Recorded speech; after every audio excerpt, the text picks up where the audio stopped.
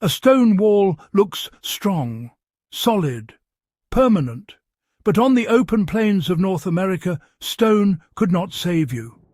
What kept people alive in the coldest nights on Earth was something Europeans feared, avoided, and honestly misunderstood. Snow. A thin wall of frozen water.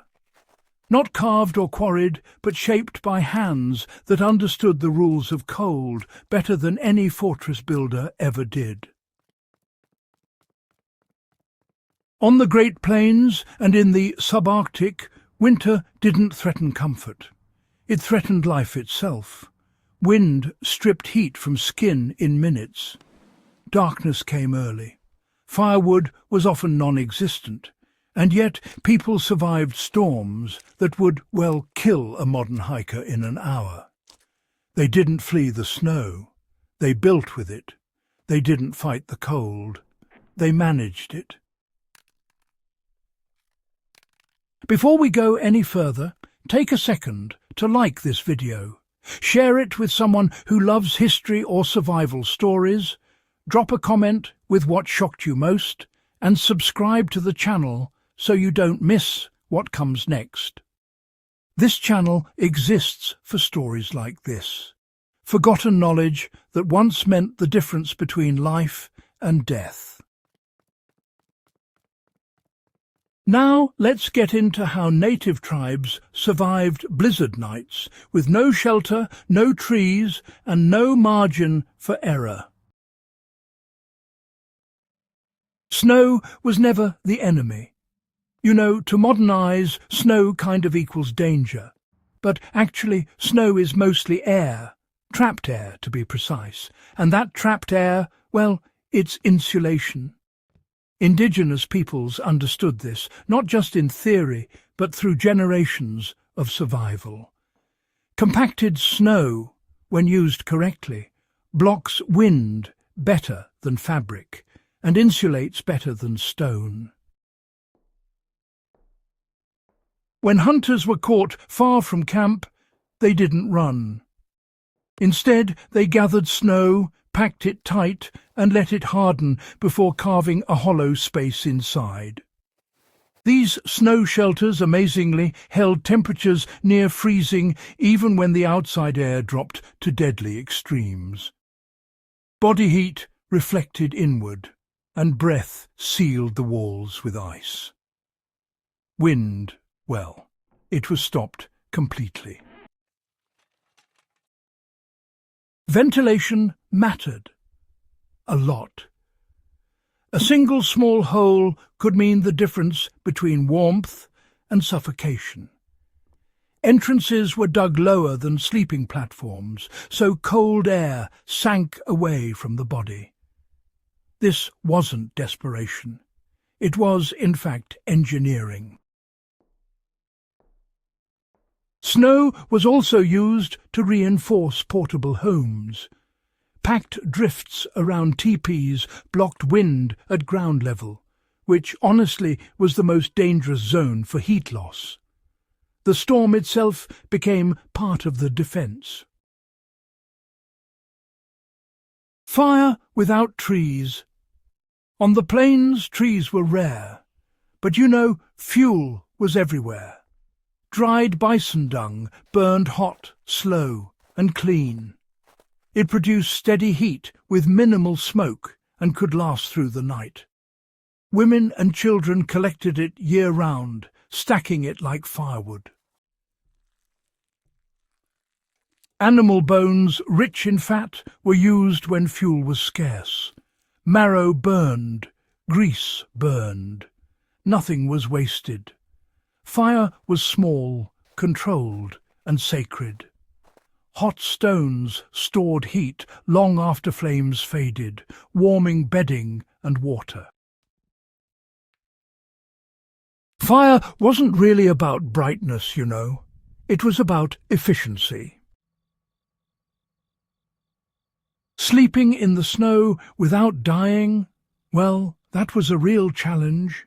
Moisture was deadly. Before entering any snow shelter, clothing was beaten clean of frost. If snow melted inside garments, It meant death. Dryness, honestly, mattered more than thickness. Sometimes there was just no time for full shelters.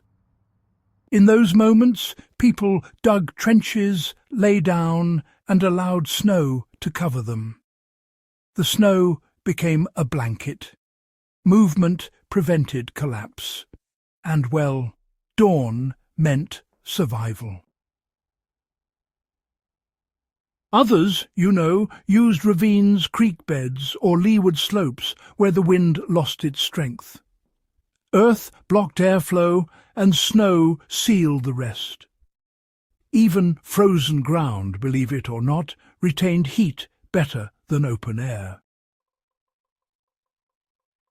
Food as heat.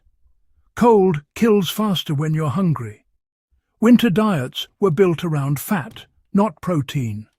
Pemmican, dried meat mixed with rendered fat, was survival compressed into a handful. It fueled the body for hours, keeping metabolism high and blood moving. Bone marrow was prized, really. It restored strength instantly. Eating before sleep raised body temperature and prevented freezing overnight. Europeans arrived with flour and froze. Indigenous travellers arrived with fat and lived. Water mattered too. Snow wasn't eaten. It was melted against the body to avoid lowering core temperature. Clothing that breathed and protected. Bison hides were layered systems, not just simple garments. The fur faced inward for insulation, while the leather side faced outward to block wind and moisture. Brain-tanned hides, stayed soft in the cold, unlike the stiff European leather.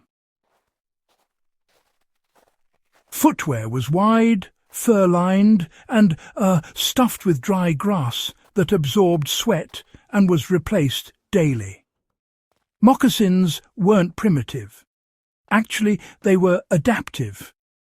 Overheating was avoided because sweat meant death. Layers were, adjusted constantly. Warmth through people. When cold overwhelmed even the fire, bodies became heat sources. Families slept together in strict arrangements, with children and elders at the centre. Adults formed a living wall against the cold. Shared blankets, actually worked better than individual ones. Dogs, they added extra warmth. No one slept alone. Isolation, honestly, meant freezing. Warmth was communal. Survival, in the end, was collective. Permanent solutions for permanent cold. Some tribes built earth lodges, these massive domes of wood and sod with walls thick enough to hold heat through weeks of frost. Snow on the roof really meant the insulation was working. Others lived in longhouses where dozens of fires created a stable heat field. Raised sleeping platforms helped avoid cold air pooling near the ground.